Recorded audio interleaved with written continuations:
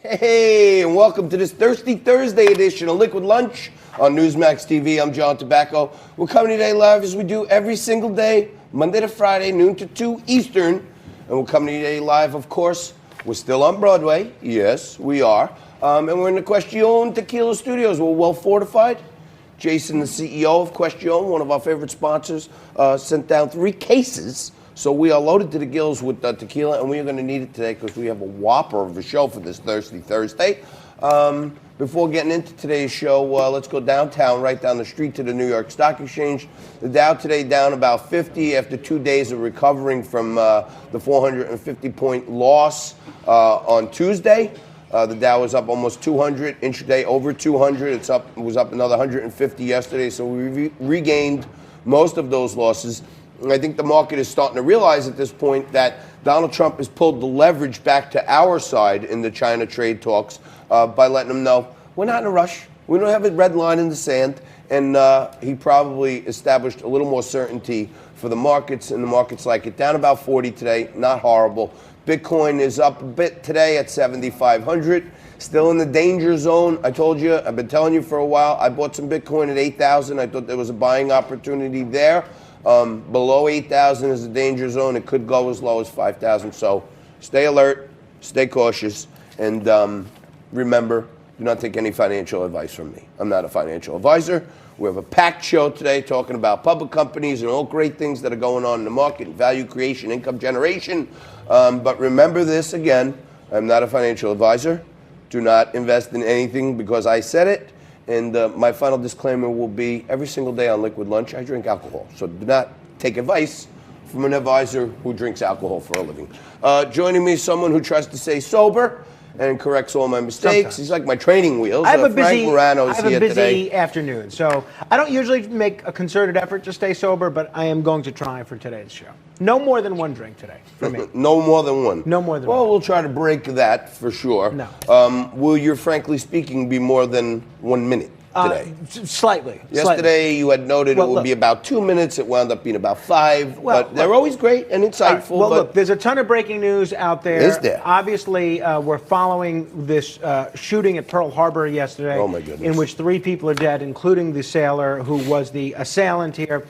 2 Russians have been indicted for cyber hacking. We're keeping an eye on that. The Trump administration is being sued for wanting the social media data for foreigners that are coming into the country. Love it.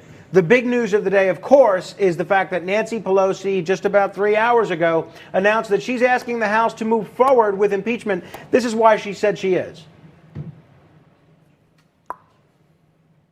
Are uncontested.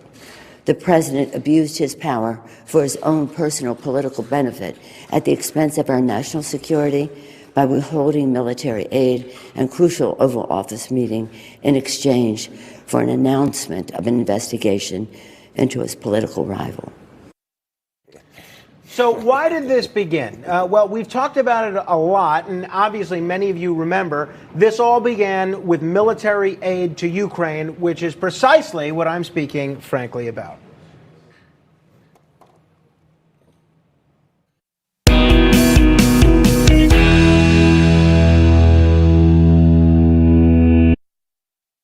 So all this talk about military aid to Ukraine, we have President Obama, who it was under his administration that Congress originally allocated this aid to Ukraine. He delayed it. The following Congress continued the policy of military aid to Ukraine, and the president, before delaying it, finally granted it. Now, the Pentagon wants $250 million more in lethal aid for Ukraine. That's the Trump administration's Defense Department wants to send another $250 million in aid to Ukraine. Now, you might say, well, what are the Democrats doing? Democrats are all for it.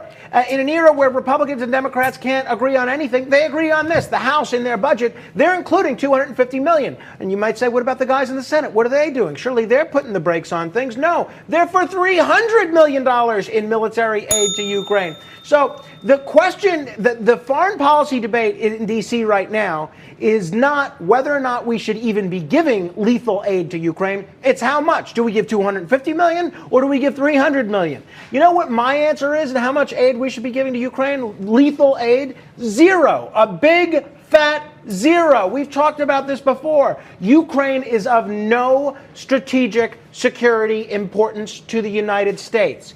By giving weapons to Ukraine, we're not going to help them beat Russia. Russia has the second largest stockpile of nuclear weapons in the world. Russia wants to take over Ukraine tomorrow. I'll tell you what, another $300 million of American weapons is not going to help them. So why are we doing this? And why is no one talking about this? Well, almost no one. We are.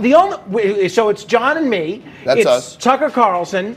It's Pat Buchanan, it's Tulsi Gabbard, it's Rand Paul, it's this new think tank, the Quincy Institute, and it's Defense Priorities. Other than that, everyone is in agreement that we need to be borrowing money to give to Ukraine so they can buy weapons. This is insane. This is insane. We have a country that we cannot pay our bills. We are running $1 trillion deficit every single year. How much more money are we going to borrow? For what?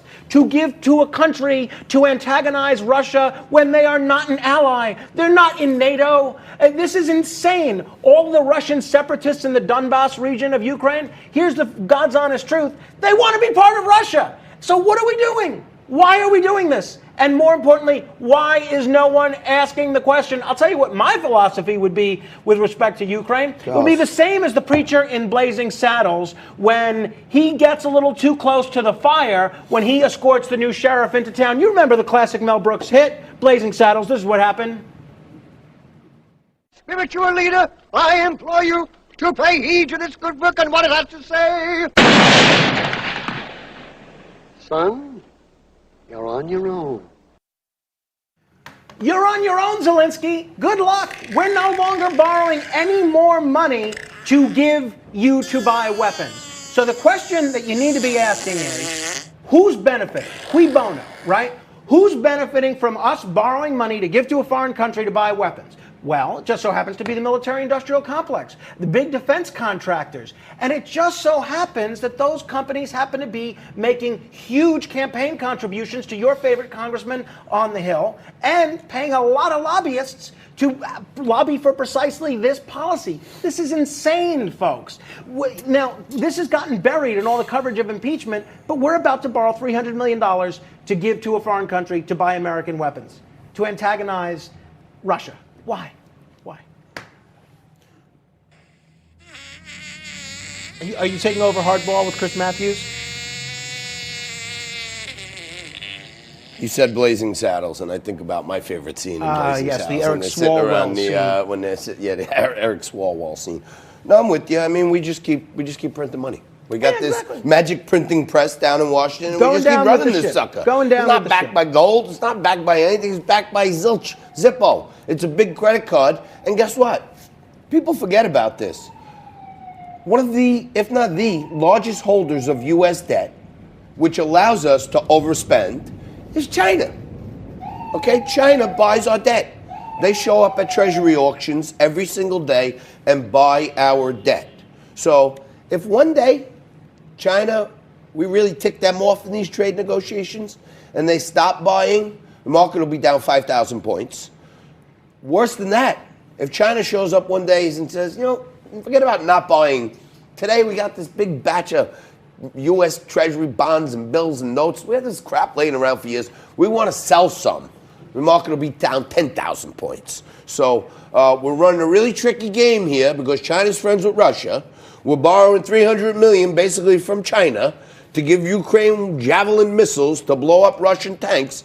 If Russia calls their friends in China and says, why don't you stop buying U.S. bonds, all this good stuff that the president is doing is out the window. And so you know be why, careful. John, you know why that analysis was so much more astute than the people that watch and tweet at me during the show? Because Twitter user BeMoreLife21224 says to me, are you being serious, Frank? Now, his knowledge of grammar is about as much as his knowledge of foreign policy, because then instead of including a question mark, he includes a period. And then he says, let Russia take over the Ukraine, see what happens after that. Again, poor spacing after the period in that sentence, because there's actually no spacing, it's an I. Come on, but, don't be a grammar police. Do you know on what Twitter. Be More Life? I don't like you that. want to know what an authority on Eastern European politics Be More Life is? He says he went to Vienna with Devin Nunes. He says the Ukraine. take over the Ukraine. Right, I say that Again, sometimes, no, too. we Everybody kicked says you with that it. habit. All right. We kicked you with that habit. And Be More Life, if you disagree with me on funding for the Ukraine, then at least know that it's not the Ukraine. It's Ukraine. Just Ukraine. I think we've said. If you're going to say the Ukraine, say the Russia. And say the Canada. I think and we've say the said England. It's not the Ukraine. I think we've said Ukraine and beat the Ukrainian horse to death. Well, apparently in this we haven't beat it segment, through Be More Life 21-22-4's thick skull. We're going to get into a little earlier. We heard from Nancy Pelosi.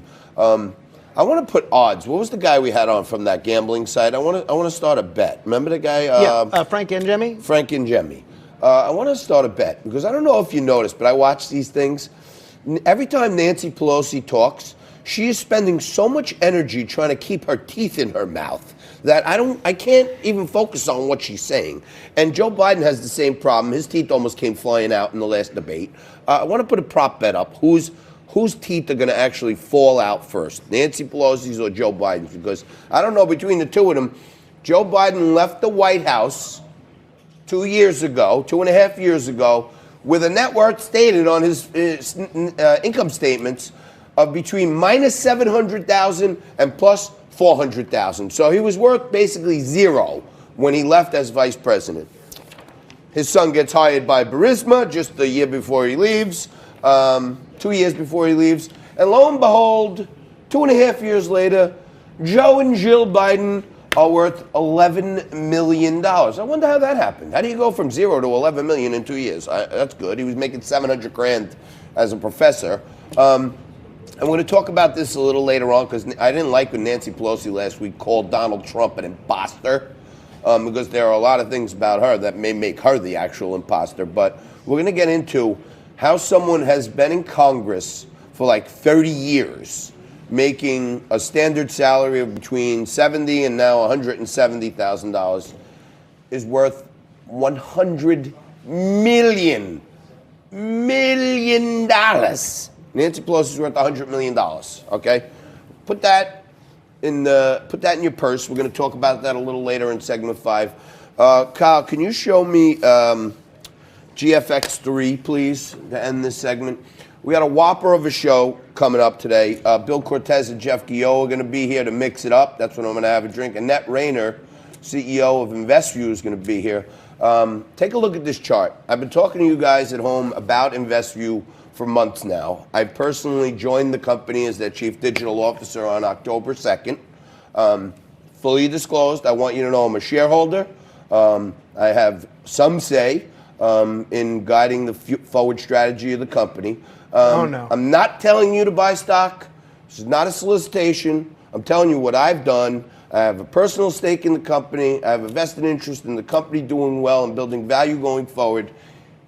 And that's going to be here in a little bit to talk to you why she's appointed a new CEO. And on top of the 1 o'clock hour, we're going to have Joe Camarada, my former partner, and the new CEO of InvestView. Show me that chart one more time.